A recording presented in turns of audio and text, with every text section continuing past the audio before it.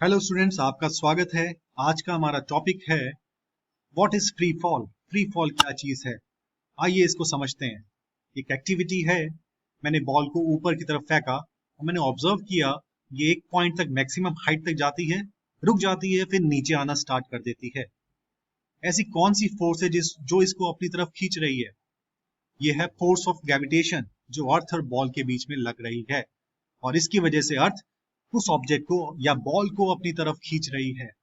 तो free fall की अगर मैं डेफिनेशन बोलूं, ये बोलेंगे when an object falls under the influence of earth's gravity it is called a free fall. जब भी कोई ऑब्जेक्ट या बॉडी नीचे गिरती है अर्थ की ग्रेविटी के प्रभाव में, उस फॉल को हम बोलते हैं फ्री फॉल। और जो हमारी अर्थ है, हर एक ऑब्जेक्ट को 9.8 मीटर पर सेकेंड स्क्वायर के रेट से अपनी तरफ खींच रही है, जिसको बोलते हैं एक्सेलरेशन ड्यू टू ग्रेविटी। चलिए आइए अब समझते हैं, क्या कोई ऑब्जेक्ट ऊपर से जब नीचे गिर रही है, अर्थ उसको अपनी तरफ अट्रैक्ट कर रही है, तो क्या उसकी वेलोसिटी सेम रहती है या चेंज होती रहती है? इसको एक एक्टिविटी से समझते हैं। मैंने ऑब्जेक्ट बॉल ली जो पॉइंट ए पर है, 20 मीटर की ऊंचाई पर है ग्राउंड से। अब हम उसको ड्रॉप करेंगे। जब वो पॉइंट बी पर आएगी तब उसकी वेलोसिटी कैलकुलेट करेंगे, जो कि 10 मीटर की दूरी पे है पॉइंट ए से।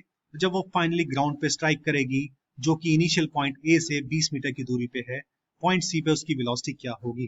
अगर पॉइंट बी और पॉइंट सी पे दोनों की वेलोसिटी सेम आती है तो हम बोलेंगे velocity is constant, otherwise it is not constant और चेंजिंग।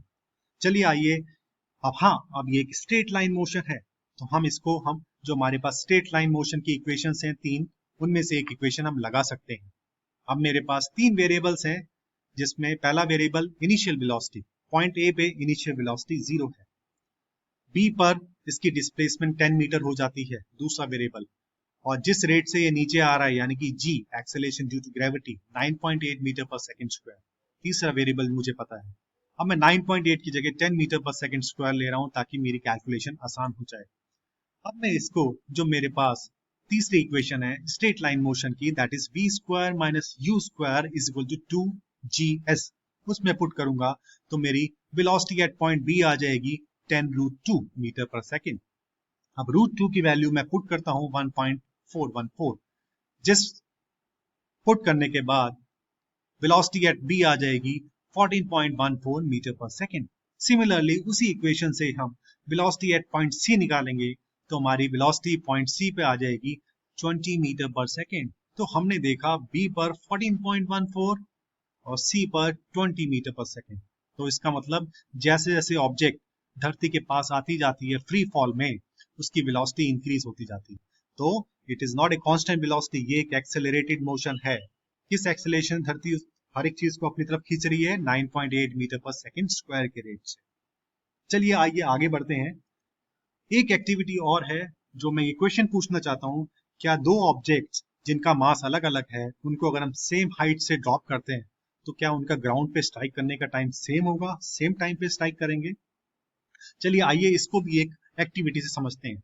एक तरफ मैंने बॉल ली जिसका मास 1 kg है और उसको 20 मीटर की ऊंचाई से ड्रॉप करता हूँ। दूसरी तरफ मैं पंख लेता हूँ, फेदर, उसका मास 1 ग्राम है, उसको भी मैं 20 मीटर की ऊंचाई से ड्रॉप करता हूँ एट द सेम टाइम। तो क्या दोनों सेम टाइम पे स्ट्राइक करेंगे? ये भी एक स्ट्रेट लाइन मोशन है, इसको भी हम कैलकुलेट करते हैं कि कितना टाइम लगेगा। तो मैं सेकंड इक्वेशन लगाऊंगा स्ट्रेट लाइन मोशन की, जो कि है s is equal to ut plus half gt square. s मेरा 20 है, इनिशियल वेलोसिटी मेरी 0 है और g मेरा 9.8 है, लेकिन मैं 10 ले लेता हूं ताकि मेरी कैलकुलेशन आसान हो जाए। जब ये सब वैल्यू पुट करूंगा मैं केस 1 में, तो मेरा टाइम आएगा 2 सेकेंड्स। और यही वैल्यूज मैं सेम इक्वेशन लेता हूं और यही वैल्यूज मैं केस 2 में पुट करता हूं, तब भी मेरा टाइम आता है 2 सेकेंड्स। यानी कि चाहे पंख हो या कोई बॉल हो जिनका अलग अलग मास है, अगर सेम हाइट से उनको ड्रॉप किया जाएगा, सेम टाइम पर ही ग्राउंड पे स्ट्राइक करेंगे। तो इसका मतलब ये हुआ दैट जो अर्थ है हमारी, हर एक चीज को एक सेम ही रेट से खींच रही है अपनी तरफ, and it is independent of mass. कुछ फर्क नहीं पड़ता चाहे मास 100 किलो हो या 100 ग्राम हो। अब चलिए इसकी समरी समझ लेते हैं। When a body falls under the influence of Earth's gravity, it is called free fall. ये एक एक्सेलरेटेड मोशन है and it is independent of mass. Two or more different objects When fall from the same height, the time of fall is the same. अब आपके लिए quiz है, ये quiz attempt कीजिए, answer आप देख सकते हैं. पहला क्वेश्चन है, the rate at which Earth attracts object is dash. Second one is, two objects of different masses when fall from the same height will strike the ground at different times. आपको बताना है कि ये true है या false है. And the last one is, the velocity dash as an object reaches near the Earth's surface. And your time starts now. And your answers are, I hope आपको यह वीडियो पसंद आया होगा. अगर आप चाहते हैं मैं आपके लिए और इंटरेस्टिंग वीडियो लेके आऊं तो प्लीज हमारे चैनल को सब्सक्राइब कीजिए. Till then, good bye, thank you, have a nice day.